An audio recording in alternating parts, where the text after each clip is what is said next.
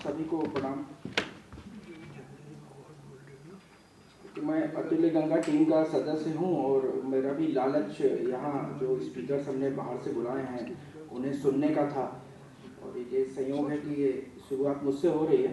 मैं अपनी बात बहुत जल्दी खत्म करूँगा क्योंकि हमारे जितनी हम लोग बैठकें करते हैं इसमें सबसे ज़्यादा सवाल ये सामने आता है कि गंगा सफाई के पूर्व प्रयास सफल क्यों नहीं हुए, या जिसे हम आंदोलन कहते हैं, ये आंदोलन कभी जन आंदोलन क्यों नहीं बन पाता, या ये आंदोलन इनमें एकता क्यों नहीं दिखती, ये कहाँ पर कुछ कमी रह जाती है जो गंगा सफाई लोगों के चिंता के और चिंतन के केंद्र में नहीं आ पा रहा है। इस पर ही छोटी छोटी 2-3 बात कहना है मुझे, क्योंकि जब अतुल्य गंगा ने ये यात्रा शुरू की तो ये सवाल बहुत अहम था जो हम आपस में भी पूछने से थोड़ा संकोच करते थे कि निराशा क्यों है और हमें देखकर आंखें चमक क्यों उठती हैं। ये जो आंखें चमकती हैं ये भरोसे की आंख है, भरोसे की आंख है, विश्वास दिखा रही है। वो कहीं ना कहीं उनको ये अंदर से महसूस होता है कि ये आर्मी वाले आ गए हैं, अब शायद कुछ हो जाएगा। क्योंकि मैं उन रास्तों पे इतनी बार गुजरा हूँ कि मैंने हर बार निराशा ही देखी है, और ये पहली बार ऐसा हुआ तो मैं संकोच बस एक आध साथी को ही बता पाया कि इनकी आंखों की चमक ही बता रही है कि अब ये उम्मीद अभी बाकी है, कुछ वैसा है कि इनको लगता है कि हो जाएगा, अभी भी कुछ रास्ता है। तो मैं वही बताता हूँ कि समझाने की कोशिश करता हूँ कि क्यों होता है, क्यों हमने इसको ये एक चक्रव्यूह, मतलब गंगा तो क्या चक्रव्यूह रचेंगी, गंगा तो सीधे सीधे बहती है, उनको खुद ही हमने एक चक्रव्यूह में फंसा दिया है पूरी तरह से। अविरलता और निर्मलता एक शब्द है जिसको हमेशा से सुनते रहे हैं, और निर्मलता जो है उसके साथ थोड़ा तकनीकी रूप से खेला जा सकता है। उसकी परिभाषा को थोड़ा सा प्योर है, पीने लायक पानी को निर्मलता कह सकते हैं, नहाने लायक पानी को कितना निर्मल कह सकते हैं, और लेकिन गंगत्व जो होती है वो इससे 2 स्टेप ऊपर की चीज है। तो लेकिन तकनीकी रूप से जब आदमी आचमन कर लेता है तो वो निर्मलता की श्रेणी में आ जाते हैं। तो निर्मलता को समझाना आसान है। सरकारों ने भी जब प्रयास शुरू किया तो अविरलता और निर्मलता का नारा बहुत तेजी से दिया, लेकिन उनको बहुत जल्दी समझ में आ गया कि अविरलता घातक है। अविरलता मतलब है मधुमक्खी के छत्ते पे हाथ डालना, क्योंकि अविरलता का सीधा सा मतलब यह है कि नदी बहेगी। अब ये तो आप कह सकते हो कि वो इन्वायरमेंटल फ्लो के नाम पर कि वो इतना बहेगी या इतना बहेगी, लेकिन वो बहेगी लगातार ये जरूरी हो जाता है। और ये बहेगी शब्द ही अपने आप में इतना घातक है कि कौन इसमें घुसे। तो सरकारें भी पीछे हो जाती हैं, संस्थाएं भी एक समय के बाद पीछे हो जाती हैं। कुछ साथी हैं जो इस पर लड़ रहे हैं और वो जानते हैं कि अविरलता की लड़ाई है, छोटा सा शब्द बहुत दूर की कौड़ी है और इस तक पहुंचना कठिन है। हमने ठाना है, धीरे धीरे बढ़ रहे हैं स्मॉल स्टेप लेकर। तो अविरलता जो है, जब सरकार को एहसास हुआ तो आप सरकारी नारे देखेंगे तो बहुत स्मार्टली उसको चेंज करके उन्होंने निर्मलता सेंट्रिक कर दिया है। अब वो कहते हैं कि सभी संस्थाएं कहती हैं कि निर्मल गंगा सबका अधिकार है और हम निर्मल गंगा उपलब्ध कराएंगे, क्योंकि अविरलता पे बात वो करेंगे तो उनको जवाब बहुत सारे देने पड़ेंगे, वो नहीं दे पाएंगे। गंगा का बहाव वर्तमान समय में जितना दबाव है विकास का और उससे ज़्यादा लालच का, वो उसके बिना वो संभव नहीं है। दूसरी चीज आती है सर जन जागरण, जो हमने सबसे पहले कहा कि ये जनता का सपोर्ट नहीं मिल पाता है। ये बहुत अजीब सा सेटअप है। उसका एक सबसे मोटे तौर पे कारण यह है कि जो भी संस्थाएं, जो भी लोग गंगा पर काम करते हैं वो मोरलेस गंगा सेंट्रिक हो जाते हैं, वो गंगा पथ के समाज को चिंतन में रखते ही नहीं है। तो जब गंगा पथ का समाज उस पर नहीं सीधे तौर पर जुड़ा रहता है तो वो अपने आप हट जाता है। उत्तराखंड का व्यक्ति कहेगा कि मैं तो बहुत साफ सुथरी गंगा नीचे देता हूँ, मैं तो नहीं कूड़ा डाल रहा हूँ, तो सारा कचरा तो आपने मैदान में मचा रखा है, तो फिर आप पहाड़ पे क्यों सारा टारगेट करते हो। तो इस सवाल का जवाब देने के लिए जो मैदान है उसको थोड़ा सा खुद की जीवन शैली को सुधारना होगा। तो मैदान और पहाड़ का दोनों का अलग वो है। मैदान में गाद के इशू हैं, दुनिया भर की चीजें हैं, हम बाकी उस पर बात ही नहीं कर रहे हैं। तो आंदोलन के केंद्र में नदी है, आंदोलन के केंद्र में व्यक्ति नहीं है। और हमको चाहिए कि यदि उत्तराखंड के लोग, पहाड़ के लोग इस आंदोलन के साथ में होंगे तो ये जन जागरण, जन आंदोलन जरूर बनेगा। उसके लिए ज़रूरी है कि जो मैदान के स्टेट हैं, जो गंगा का सबसे ज़्यादा दोहन करते हैं, वे उनको कंपनसेट करें, वो उन्हें किसी रूप में रोजगार उपलब्ध कराएं, किसी रूप में भरोसा जगाएं कि हम आपसे आपका पानी ले ही नहीं रहे हैं, एक परिवार की तरह हैं और हम आपकी सारी चिंता कर रहे हैं। वैसी ही चिंता मैदान की है। अब मैं आपको बहुत दो लाइन की छोटी सी कहानी सुनाता हूँ बिना नाम लिए, जहाँ एकता क्यों नहीं हो पाती वो देखिए। यमुना पर एक बहुत बड़ा कार्यक्रम हुआ, श्री ने किया था, और बहुत 2010-11-12 की बात है, और बहुत बड़े पैमाने पर कार्यक्रम हुआ। उसको लेकर बहुत विवाद हो गया।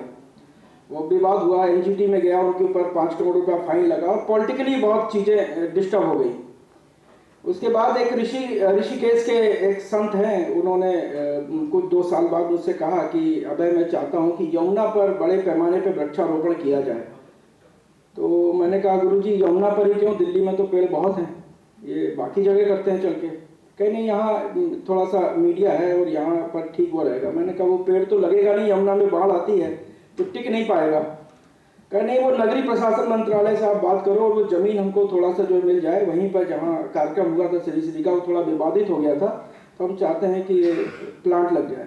तो सिर्फ क्रेडिट खाने का वो है, वो मैं जान रहा हूँ वहाँ प्लांट लगेंगे नहीं, वहाँ प्लांट सक्सेस नहीं होंगे, लेकिन वो इसलिए करना चाहते हैं क्योंकि उनको खबर में ये मिलेगा कि उन्होंने तो बहुत विवाद किया था, तो मैंने ये काम बहुत बढ़िया तरीके से कर दिया।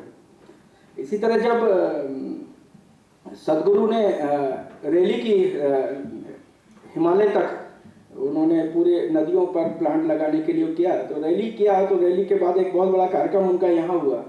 तब एक संत ने फ़ोन किया और मुझे पूछा कि आशीर्वाद है, बाकी सब चीज़ तो ठीक है, ये बताओ कि वो जूही चावला उनके कार्यक्रम में कैसे पहुंची थी। तो मैंने बताया कि वो, चूँकि मैं उसके रोड मैप में शामिल था बनाने के, तो मैंने उनको कहा कि वो उनके पति उनके शिष्य हैं, इसलिए वो आ गए और जूही के थ्रू बाकी हीरो ने अपना अपना मैसेज दे दिया। हाँ यार, तो कुछ इसी टाइप का कार्यक्रम होना चाहिए, कुछ ऐसा बड़ा प्लान करो। तो वो गंगा कहीं दिखती ही नहीं है सेंटर में, कहीं कुछ वैसा लगता ही नहीं है कि हम कुछ ऐसा काम करने जा रहे हैं। हमें सिर्फ ये लगता है कि अरे वो उसने सलमान ने हमारे बारे में तो बोला नहीं ऐसा, कि हमने भी उतना ही अप्रोच किया था, ये कहाँ गलती कहाँ हो गई। जीडी अग्रवाल जी की चर्चा करेंगे तो ये आंदोलन क्यों सफल नहीं होते और क्यों जन आंदोलन नहीं बन पाते और कहाँ गलती हो जाती है वो समझ में आएगा। मैं जीडी अग्रवाल जी के बात करके अपनी बात को खत्म करूंगा, मुझे भी बाकी लोगों को सुनने का लालच है। जीडी अग्रवाल जी ने अपने एक इंटरव्यू में लिखा है कि उन्होंने दीक्षा ली थी और वे अपने गुरु के साथ, मैं उनका नाम नहीं ले रहा हूँ, वो गुरु के साथ कोलकाता में चतुर्मास करने गए और वहाँ उन्होंने देखा कि एक महिला ने 1 करोड़ रुपया कैश गुरु के चरणों में रखा। तो जीडी अग्रवाल ने कहा, मैं तब से यही सोच रहा हूँ कि हम कितने ईमानदार हैं नदी के लिए या अपने आंदोलन के लिए, कि जब हम बेसिक नियम नहीं समझ रहे हैं कि हमको इतना कैश जो है अनअकाउंटेबल मनी किस नाम पर ले रहे हैं और कैसे ले रहे हैं। 2009 की बात है, मनेरी का के बाद का अनशन जो है हमारे बीच में डॉक्टर वर्मा बैठे हैं, वो उसको बाद में बताएंगे डिटेल में, पर उन्होंने सरकार को झुका दिया और यूपीए सरकार जीडी अग्रवाल जी से बात करने को तैयार हो गई। उन्होंने 5 नाम तय किए और वो खुद, चूँकि अनशन के बाद उनकी तबीयत बहुत ख़राब थी, वो एम्स में भर्ती थे और दूसरे दिन मीटिंग होनी थी पीएम के साथ, लेकिन सुबह सुबह ही डॉक्टरों का दल आया और उनको कहा कि आपकी तबीयत ठीक नहीं है, आप लेटे रहिए, और उनको ड्रिप चढ़ा दिया, जबकि वो मीटिंग में जाने के लिए ऑलमोस्ट तैयार हो चुके थे। और उसके बाद मीटिंग में गए, उन्होंने जो नाम तय किए थे उसमें से उनके गुरु को छोड़ के बाकी नाम बदल गए और कुछ 4 नए नाम उन्होंने मीटिंग की पीएम के साथ, और उस पूरे मूवमेंट पे जो उन्होंने बनाया था, जो डिमांड क्रिएट की थी, जो दबाव बनाया था, वो सब खत्म हो गया। तो ये सब चीज़ें इतनी गहरे तक हैं, ये आर्मी वेटरन्स का संस्था है। और कल को जब आप अविरलता की बात करेंगे तो कहीं ना कहीं आप विकास के विरोध में हो जाएंगे, कहीं ना कहीं आप बांध के विरोध में हो जाएंगे, और रिटायरमेंट के बाद जब आप आराम से घर बैठ सकते थे और रिटायरमेंट के बाद आपने बीड़ा उठाया है, कल को कोई आपको कहे कि आप चाइना के हित की बात कर रहे हैं तो आपकी समझ ही नहीं आएगा कि आप जवाब क्या दो, आप स्पीचलेस हो जाएंगे। तो वैसी स्थिति होती है 2015-16 में जब उसके पहले जब जीडी अग्रवाल जी का ऑलमोस्ट अंतिम अनशन चल रहा था और कुछ लोगों ने उनकी तरफ से जो मीडिएटर थे वो पीएमओ में एक मीटिंग रखी गई, हाई लेवल मीटिंग थी और वे उनका काम था कि वे मातृ सदन की तरफ से जीडी अग्रवाल जी की तरफ से बात करेंगे पीएमओ से। और वहाँ जाकर जो लोग बात करने गए उनमें से 2 अति वरिष्ठ लोगों ने मिनिस्टर को कहा कि आप बांध बना सकते हैं, बस थोड़ा डिज़ाइन चेंज कर लीजिए, ये डिज़ाइन मैं लाया हूँ, इस डिज़ाइन पर आगे बढ़िए और लेट्स टॉक। और सरकारों को तो ऐसा ही मौका चाहिए रहता है। उन्होंने तुरंत उसको कैच किया कि हाँ इस पर बात करते हैं, एक अलग कमेटी बन गई, एक अलग चीज़ हो गई, कुछ दिशा ही बदल गई।